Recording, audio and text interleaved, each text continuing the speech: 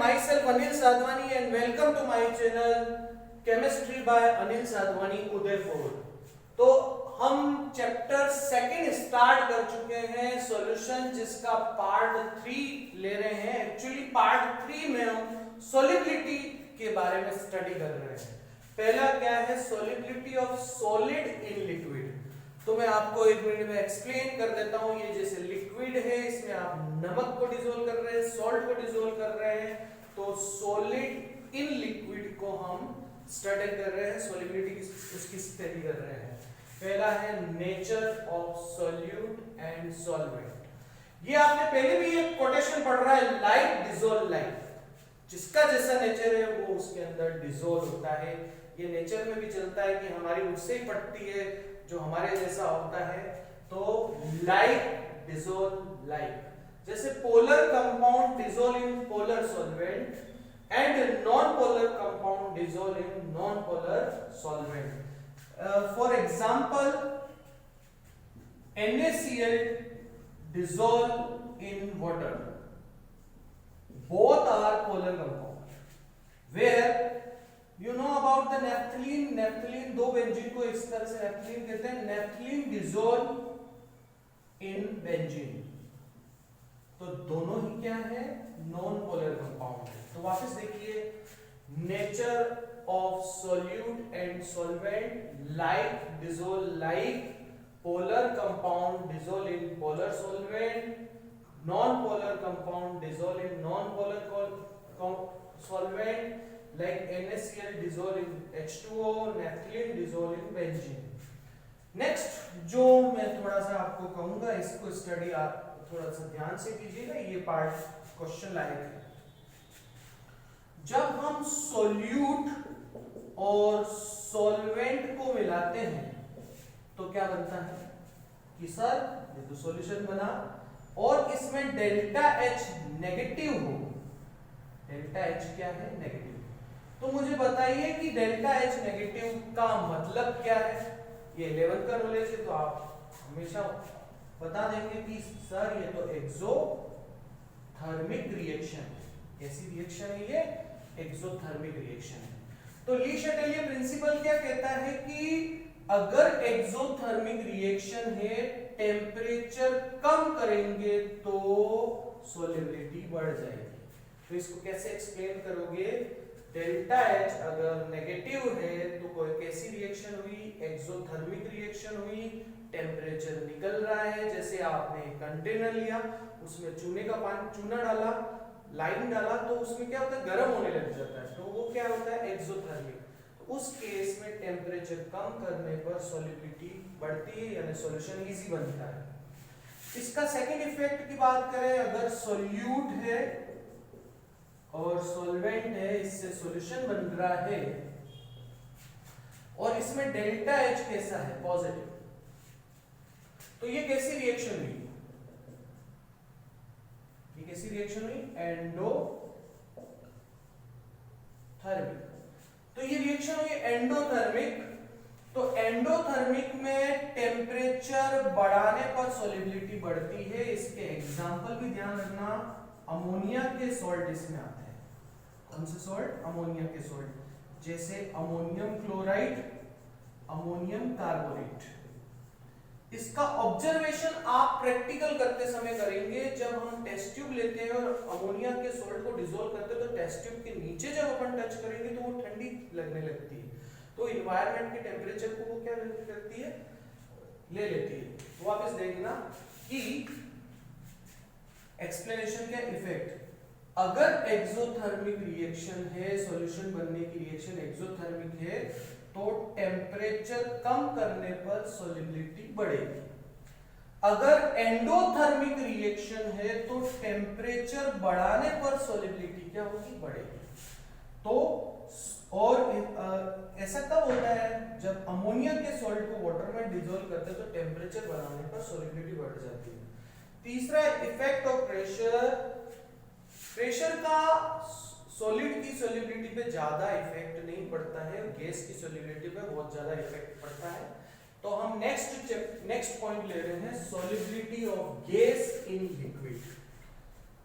Gas in liquid, तो आप ये जानते हैं कि कोई भी लिक्विड है उसमें थोड़ी बहुत गैस डिसोल्व रहती है, या ज्यादा गैस कैसे डिसोल्व होगी, जैसे सोडा वाटर आता है या कोई दूसरी गैस को ज्यादा कैसे डिसोल्व करते हैं, उसकी हम स्टडी करने वाले हैं। जैसे उसके लिए पहला जो आया था हेनरी लॉ आया था, इसको कहते हैं इफेक्ट ऑफ प्रेशर। तो हेनरी लॉ ने इफेक्ट ऑफ प्रेशर को बताया था। हेनरी लॉ क्या है? Eight constant temperature amount of gas dissolve in unit volume of solvent is directly proportional to pressure exerted on liquid। जैसे ये कोई गैस सोडा वाटर बॉटल है, उसमें जो गैस डिसॉल्व है वो m है, ठीक है, वो इसके ऊपर जो प्रेशर एक्सर्ट हो रहा है उसके डायरेक्टली प्रोपोर्शनल है। 2 मिनट समझिए कि आपने सोडा की बोतल को खोला तो यहां से गैस बाहर निकल जाएगी, तो ये वाली जो डिसॉल्व गैस है वो भी क्या आ जाएगी, बाहर आ जाएगी। तो जो यहां प्रेशर अप्लाई हो रहा है उससे ये गैस क्या हो रही है, अंदर रहेगी। तो ये गैस, ये प्रेशर इस गैस को, अंदर वाली गैस को डिसॉल्व होने लगता है। तो क्या है, amount of gas at constant temperature, amount of gas dissolve in unit volume of solvent is directly proportional to pressure exerted on the liquid, is directly proportional to pressure exerted on the liquid। तो ये है Henry.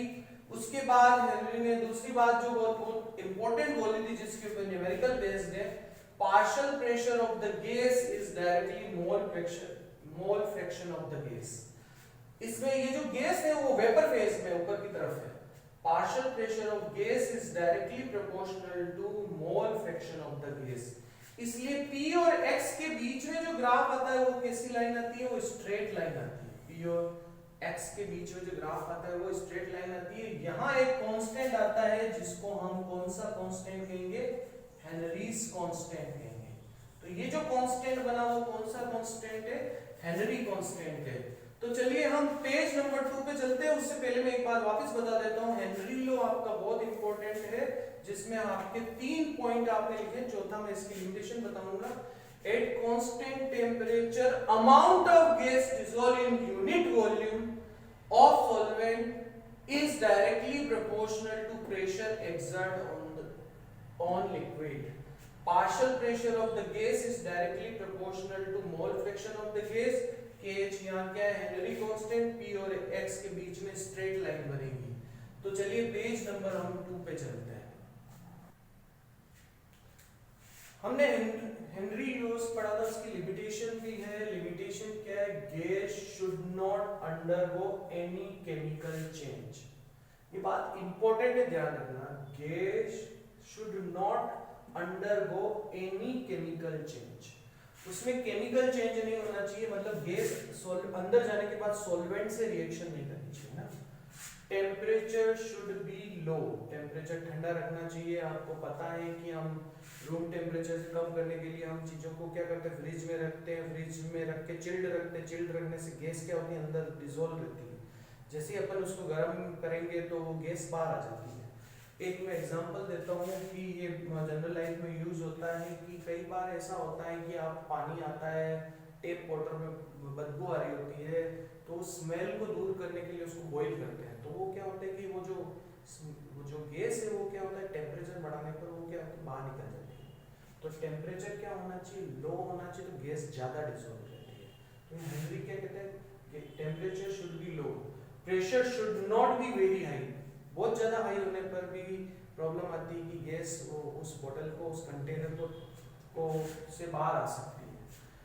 अब इसका जो second point है gas की solubility का, B point जो है नेचर ऑफ द गैस। तो नेचर ऑफ द गैस पे भी डिपेंड करती है सॉल्युबिलिटी।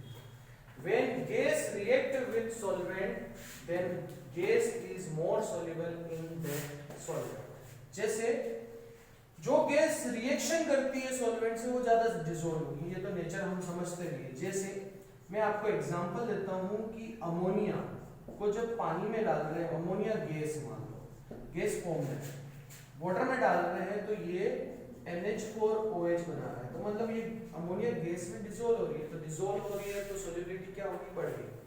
दूसरी तरफ HCl भी गैस है। आप तो कहोगे सर लेबोरेटरी में तो बॉटल फॉर्म में लिक्विड फॉर्म में मिलता है, वो गैस ही होती है, उसको वाटर में डिसोल्व करके बनाते हैं।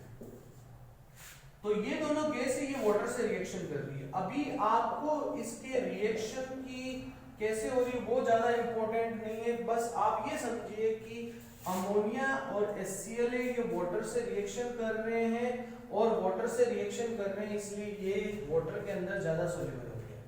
Where hydrogen N2O2 do not react with H2O, तो ये क्या होंगे, लेस सोल्यूबल होंगे। तो ये लेस सोल्यूबल होंगे। तो आप ये बात समझिए कि जो गैस सॉल्वेंट से रिएक्शन करेगी वो ज्यादा उसके अंदर डिसोल्व होगी, और जैसे हाइड्रोजन, नाइट्रोजन और ऑक्सीजन वाटर से रिएक्शन ही नहीं कर रहे हैं तो वो लेस सोल्यूबल है। चलिए एक क्वेश्चन आपका इसके ऊपर आया हुआ है कि अमोनिया और HCl जब वाटर में डिसोल्व करते हैं तो हेनरी को फॉलो नहीं करते हैं, because they react with, because ammonia and HCl react with H2O। जब वो H2O से रिएक्ट करेंगे तो वो फॉलो नहीं करेंगे। इस बात को आप यहां समझ सकते हैं, ये should not undergo any chemical change. तो आप इस स्टेटमेंट के बाद आप ये भी लिख सकते हैं, there is a limitation of Henry, they should not be undergo any chemical change where they react with HCl water, therefore they do not follow Henry। चलिए ये बात खत्म होने के बाद अपन चलते हैं, ये एक्वाटिक है ना, aquatic animal are more comfortable in cold water than hot water. Why? तो एक्वाटिक एनिमल जो होते हैं, जो जलीय जंतु हैं, एक्वाटिक एनिमल हैं, वो मोर कंफर्टेबल होते हैं कोल्ड वाटर में, क्योंकि O2 more dissolved in cold water। अगर कोल्ड वाटर में क्या होता है, ऑक्सीजन ज्यादा डिसोल्व रहेगी तो वो कंफर्टेबल रहेंगे। ये सारी चीजें जो है वो बेसिक है, इनके ऊपर छोटे मोटे क्वेश्चन आते हैं। जैसे मैं आपको एक एनसीईआरटी का एक क्वेश्चन और भी बताता हूँ कि फ्रोजन जो ओनियन है उसको काटना कंफर्टेबल रहता है कंपेयर टू नॉर्मल ओनियन। जब अपन प्याज को काट रहे हैं तो अगर वो ठंडा है तो उसकी गैस अंदर डिसोल्व रहेगी, उसकी गैस क्या रहेगी, उसके अंदर डिसोल्व रहेगी, यहाँ पे कोई चेंज नहीं आएगा। जबकि अगर आपने नॉर्मल प्याज काटा है तो प्याज काटने पर उसमें हमें क्या आएंगे, आंसू आएंगे। तो ये सब नॉर्मल चीजें हैं जिसको आप समझ सकते हैं। जैसे मैं हेनरी लॉ के और भी यूज बता सकता हूँ। आप एनसीईआरटी में इसके ये बैंड करके एक आता है, बैंड का मीनिंग समझिए कि स्क्यूबा डाइवर जो होता है, गोताखोर जब सरफेस पे वापस आ रहा होता है तो पार्शियल प्रेशर कम होने की वजह से जो उसकी ब्लड वेसल्स होती है उसमें नाइट्रोजन के बबल बन जाते हैं। वापस सुनना कि जब गोताखोर स्कूबा डाइवर जब ऊपर आ रहा होता है तो नाइट्रोजन के बबल्स बन जाते हैं। नाइट्रोजन के बबल्स बन जाते हैं क्योंकि प्रेशर कम होता है, तो वो ब्लड के फ्लो को क्या कर देते हैं, कम कर देते हैं। अब ये ब्लड के फ्लो को कम कर देते हैं जो कि पेनफुल भी होता है, और यहाँ तक कि ब्लड फ्लो खत्म हो जाए तो डेथ भी हो सकती है। तो इस चीज से बचने के लिए जो हम सिलेंडर ले जाते हैं, उस सिलेंडर में 11.2% हीलियम गैस से इसको क्या करते हैं, एयर को डाइल्यूट करते हैं। एयर को हम क्या करते हैं, डाइल्यूटेड बाय हीलियम गैस। तो एक क्वेश्चन आपका ये हो सकता है कि बैंड क्या कहते हैं। बैंड की थ्योरी बिल्कुल आपकी सिंपल सी एनसीईआरटी में दी हुई है, आरबीएसई में ये क्वेश्चन नहीं है। एनसीईआरटी का क्वेश्चन है तो आप एनसीईआरटी की बुक में से छोटा सा पढ़ लेना कि बैंड क्या होता है। मैं आपको एक्सप्लेन कर रहा हूँ कि गोताखोर जब वापस सरफेस पे ऊपर की तरफ आ रहा है तो पार्शियल प्रेशर कम होने से गैस की सॉलिबिलिटी कम हो जाती है, जिससे नाइट्रोजन के बबल्स बन जाते हैं ब्लड वेसल्स में, तो ब्लड का फ्लो क्या हो जाता है, कम हो जाता है। इस ब्लड का फ्लो का कम होने को हम क्या कहते हैं, बैंड कहते हैं। इस प्रॉब्लम प्रॉब्लम से बचने के लिए एक यूज करते हैं हीलियम गैस को, जो हम एयर ले जाते हैं उसको हम डाइल्यूटेट करते हैं 11.2 हीलियम से। चलिए इसके और भी कुछ यूज है, मैं उसका भी डिस्कशन करता हूं, जो कि अपन पेज नंबर 3 पे डिस्कस करेंगे। हेनरी लो का एक और यूज ले रहे हैं जिसको हम कहते हैं अनोक्सिया। अनोक्सिया का मतलब होता है कि lead to low concentration of oxygen gas in blood and tissue at high altitude. जब ऊंचाई पर जब जाता है और उसके साथ क्या होता है, ऑक्सीजन गैस की हमारे शरीर में कमी होने लग जाती है और ब्लड के अंदर कमी हो जाती है। ब्लड में कमी होने से माइंड में ऑक्सीजन की कमी हो जाती है और जो अनएबल टू थिंक क्लियरली, तो हमें साफ समझ में नहीं आता, तो हमारी डिसीजन पावर खत्म हो जाता है। तो आप वर्ड समझ सकते हैं, अनोक्सिया का मतलब है ऑक्सीजन की कमी, और ये कहाँ होता है, ऊंचाई पर होता है।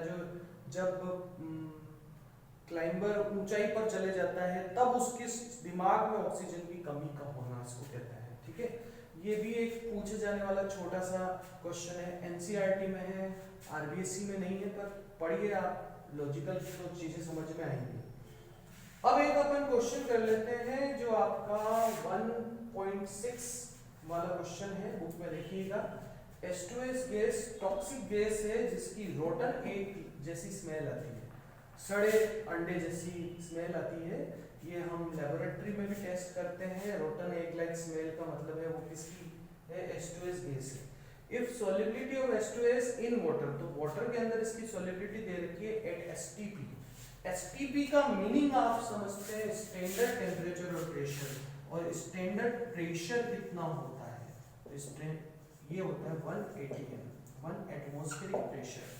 तो इन चीजों को समझना पड़ेगा। और 1m का 1.195 m का मतलब यहाँ पे आपको ये समझना होगा, इसका मतलब क्या है, मोलालिटी। जब आपके बेसिक सही हैं तो कोई प्रॉब्लम नहीं है। तो मेरा पहला क्वेश्चन है बच्चों कि एसटीपी पर प्रेशर कितना होता है, तो आपने बताया 180। चलिए यहाँ 1m का मतलब क्या है, स्मॉल m का मतलब, स्मॉल m का मतलब सर इसका सिंबल था मोलालिटी का। ठीक है, तो ये चीजें हैं, हम हेनरी लॉ को आप निकाल सकते हैं, तो हमें कैलकुलेट करना है। तो हमारे पास जो फॉर्मूला आता है P gas is equal to KH X gas.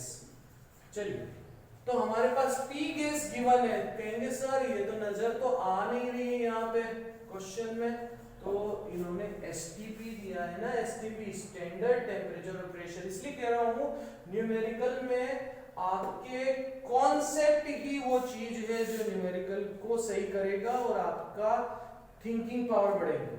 STP का मतलब है प्रेशर कितना, 180, तो ये हमें पता है कि ये कितना हुआ, 180। तो आप इसको 1 बार और बार के केस में कर सकते हो, 0.9 के आसपास आएगा, लेकिन मैं 1 क्योंकि इजी कैलकुलेशन रहेगी इसलिए मैं ATM में ही ले रहा हूँ, एटमॉस्फेरिक प्रेशर में ले रहा हूँ।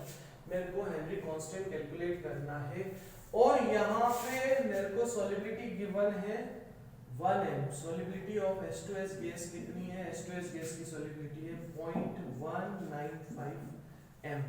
m का मतलब आप जानते हैं मोलालिटी, मतलब इसका ये है कि 0.195 mole of H2S gas in 1000 gram of water. Solvent कितना है, 1000 ग्राम। मोलालिटी का मतलब आप डेफिनेशन से उसके निकला। तो हम फर्स्ट से स्टार्ट करके अब जब टफ न्यूमेरिकल में जा रहे हैं तो भी आपके क्या हो रहे हैं, बेसिक कॉन्सेप्ट काम ही आते हैं, इसलिए बेसिक कॉन्सेप्ट को बहुत अच्छे फील कीजिए आप। अब इससे हम वाटर की, अब मुझे मोल फ्रैक्शन निकालना, तो वाटर के मोल चाहिए। सबसे पहले मोल ऑफ H2S, ये तो गिवन है 0.195 मोल, चलो ये काम हो गया। फिर उसके बाद सेकंड पार्ट जो आएगा वो मोल ऑफ H2O होगा। कैसे निकालेंगे बताइए, mass divided by molar mass. Mass कितना है, 1000 ग्राम, मोलर मास कितना है 18, 55.5 मोल। अब आपको कई बार एक छोटा सा क्वेश्चन आता है what is molar concentration of water. तो वाटर की मोलर कंसंट्रेशन कितनी होती है 55.5 मोल होती है, जिसको आपको लर्न भी करना चाहिए। 1 मोलर कंसंट्रेशन होती है ये, तो ये भी पता होना चाहिए। कई बार डायरेक्ट क्वेश्चन भी आ जाता है तो आप डायरेक्ट कर सकते हैं इसको।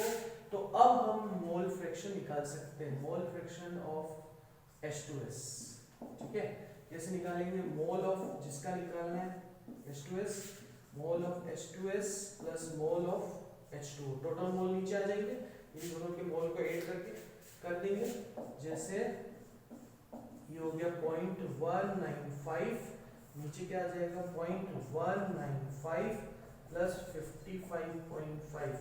तो देखो ये बहुत छोटी क्वांटिटी है, ये बड़ी क्वांटिटी है, तो 55.5 को 55.6 कर लो या 55.619 है तो इसको थोड़ा सा बढ़ा दो 7 कर दो, तो भी आपकी कैलकुलेशन इजी हो जाएगी।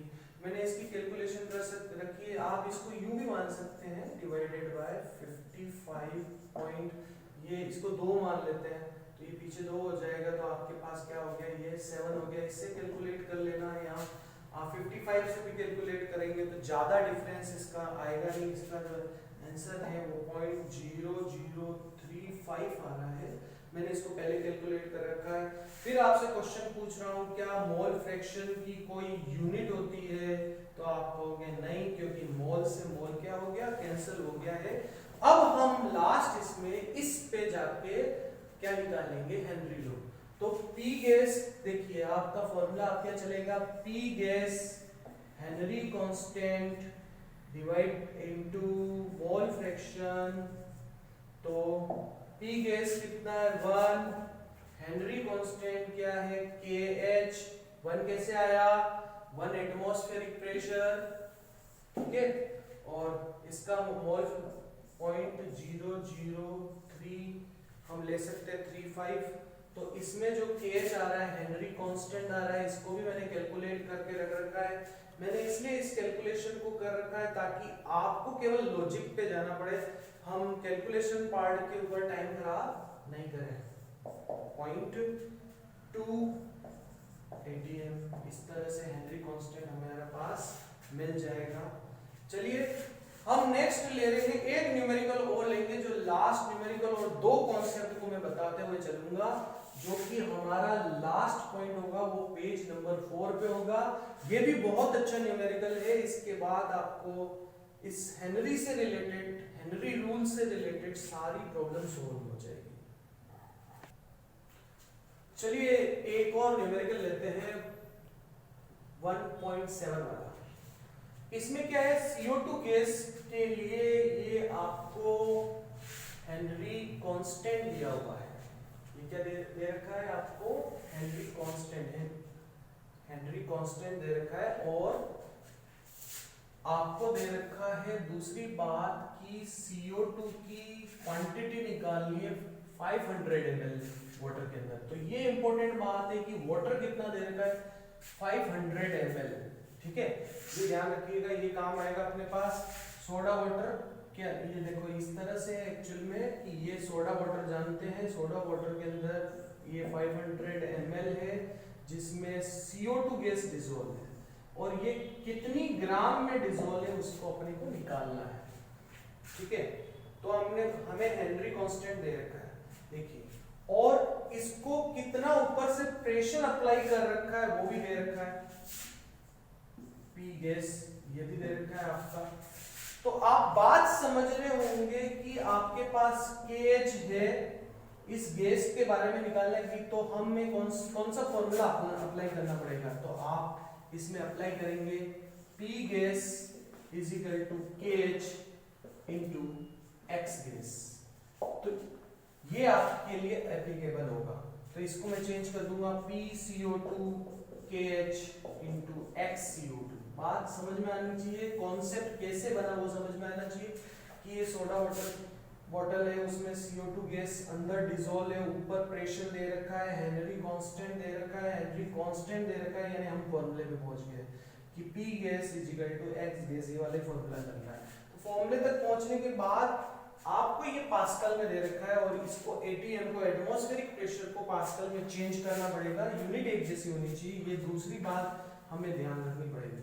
तो मैं इसको चेंज कर सकता हूँ 2.5 इंटू 10, इसको पास्कल में कहते हैं 101340 कुछ, या मैं अगर इसको सिंपलेस्ट करूं तो 2.5 इंटू 10 पावर 5 भी लिख सकते हैं, इसको पास्कल में कितना लिख सकते हैं, देखो इसको 10 पावर 5 भी लिख सकते हैं। तो डायरेक्ट आप ये अप्लाई ना करके आप क्या किया कीजिए कि इसको पास्कल में चेंज करना है तो 2.5 को 10 पावर 5 में इंटू कर दीजिए, तो ये किसमें चेंज हो जाएगा, पास्कल में चेंज हो गया।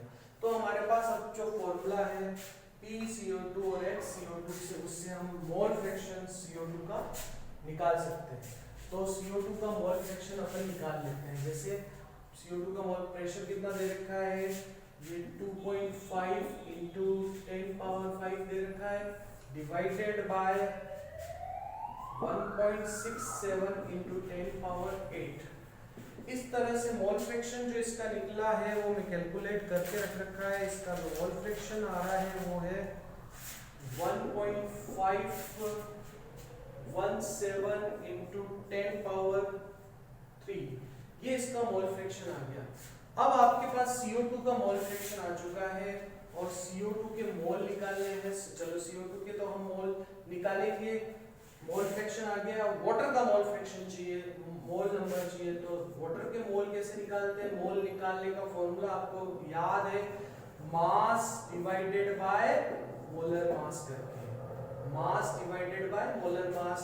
और वाटर कितना लिया है आपको पता है, कितना बॉटल में कितना है, 500 ml, तो 500 ml और ये आ जाएगा 18। तो हमारे पास सारी क्वांटिटी है, देखिए तो x की वैल्यू है हमारे पास ये आई है 1.517 इंटू 10 पावर -3, और ये क्या है CO2, NCO2 मुझे निकालना है, ठीक है। दूसरी तरफ है NCO2 प्लस H2O, H2O के लिए आपके पास आ चुका है 500/18। एक बात ध्यान देखिए कि मोल जो वाटर है उसमें सोडा वाटर में CO2 गैस बहुत कम है, तो इसको हम नेग्लिजिबल, यहाँ पे नेग्लिजिबल मान सकते हैं। मैं चलो इसको ऐसे एक्सप्लेन कर देता हूँ। NH2O है तो NCO2 is very less than NH2O, तो that is almost equal to NH2O। तो मैं इस फॉर्मूले को कुछ थोड़ा सा चेंज कर लेता हूँ, कैलकुलेशन पार्ट इजी हो जाएगी। तो मैं इसको कर देता हूँ ऐसे, CO2 डिवाइडेड बाय NH2O। बात समझ में आ रही होगी हमने क्यों कहा, क्योंकि अपने पास ऊपर के मोल तो निकल ही जाएंगे।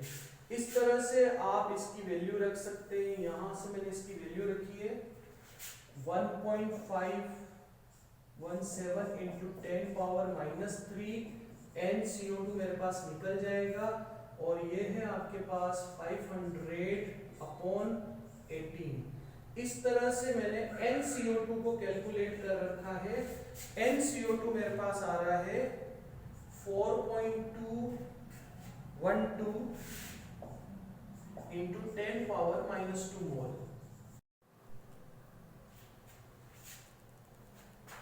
हमने CO2 के मोल्स कैलकुलेट कर लिए थे, लास्ट का आपने उसको कंप्लीट लिख लिया होगा। इसके मोल ये आए, देखिए। अब मोल तो आगे हमें तो ग्राम में आंसर देना है, तो हमें एक फॉर्मूला पता है, मास मोल, मोल को n से डिनोट करते हैं, मास डिवाइडेड बाय क्या होता है, मोलर मास।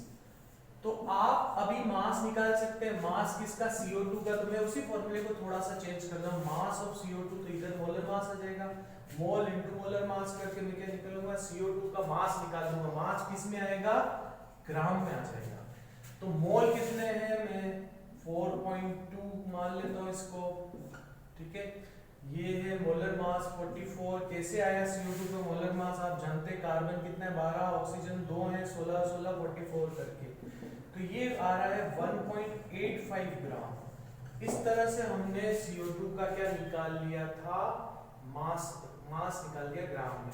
मैं आपको कॉन्सेप्ट से रिलेटेड बहुत अच्छी बातें बताने वाला हूं, जिसके ऊपर न्यूमेरिकल आए तो आप समझ सकते हैं। एक न्यूमेरिकल उस पर हम डिस्कस भी कर चुके हैं। देखिए कि एक सॉल्यूशन है, माना कि हमें कोई भी सॉल्यूशन हो सकता है, माना कि मैंने सॉल्यूशन किसका HCl का है, उसकी मोलारिटी है m1 और वॉल्यूम है v1। अब हम इसको कहते हैं डाइल्यूशन। डाइल्यूशन का मतलब, जहां पे क्वेश्चन में अक्सर देखना डाइल्यूशन आएगा, हम इसमें वाटर ऐड कर रहे हैं। जब हम इसको वाटर ऐड करेंगे तो वॉल्यूम क्या हो जाएगा, इसका HCl ही रहेगा। हमने वाटर ऐड किया है, मान लो सॉल्वेंट ऐड किया है, तो वॉल्यूम v1 से इसका वॉल्यूम चेंज हो गया v2 और मोल m2 हो गया, यानी मोलारिटी उसकी चेंज होगी। तो जो नई मोलारिटी है उसको कैलकुलेट करने के लिए फॉर्मूला क्या चलता है बताइए आप, आपको 11 का नॉलेज होगा, m1v1 m2v2। ये डाइल्यूशन के समय फॉर्मूला चलता है। ये तो क्वेश्चन 11 का पर 12th में पूछा जाता है, इसलिए आप इस फॉर्मूले को दिमाग में रखना, क्योंकि इसमें न्यूमेरिकल आया 11 से रिलेटेड, न्यूमेरिकल 12th में आ गया था। एक न्यूमेरिकल और भी है जो 12th पे में बोर्ड के पेपर में आ गया, जो 11 के कॉन्सेप्ट पे था, जो इस तरीके से था कि देखिए कि अगर एक सॉल्यूशन है HCl का जिसकी मोलारिटी m1 और वॉल्यूम v1 है, एक और सॉल्यूशन है, सपोज में HCl का ही सॉल्यूशन है, दोनों HCl के सॉल्यूशन है और दोनों सेम टाइप के सॉल्यूशन होंगे, वो ध्यान रखना इस केस में m2v2, ठीक है, तो इसकी मोलारिटी होगी। तो अब आपने इन दोनों सॉल्यूशन को क्या कर दिया है, मिला दिया है, इन दोनों सॉल्यूशन को मिक्स करके इसके अंदर मिला दिया है, तो नया HCl का सॉल्यूशन बन गया है जिसकी मोलारिटी आपको निकालनी है। तो हम एक चीज समझ सकते हैं कि वॉल्यूम v1 और v2 को ऐड हो गया है, तो वॉल्यूम तो क्या हो गया इसका v1 प्लस v2 हो गया। तो अब जो मोलारिटी निकालने का फॉर्मूला चलता है, न्यू मोलारिटी यानी सॉल्यूशन की जो नई मोलारिटी आएगी वो होगी m1 v1 plus m2 v2 divided by v1 plus v2। Total volume जो बना है उसको हम डिवाइड कर देंगे, तो इस तरीके से नई मोलारिटी आ जाएगी। ये दोनों फॉर्मूले कॉन्सेप्ट 11 के हैं, जिस पे 12th में क्वेश्चन आया है, सीबीएसई के पेपर्स में इसमें क्वेश्चन आए हुए हैं, तो आप इनको भी ध्यान रखिए और आप बेसिक कॉन्सेप्ट पे ज्यादा जोर दीजिए, अपने आप न्यूमेरिकल सॉल्व होने लग जाएंगे। मैंने आपको थोड़ा सा वर्कआउट करने के लिए कहा है, एक 1.8 क्वेश्चन कर लेना और हेनरी रूल को याद कर लेना, ये आपका आज का केवल होमवर्क रहेगा, ज्यादा होमवर्क नहीं है।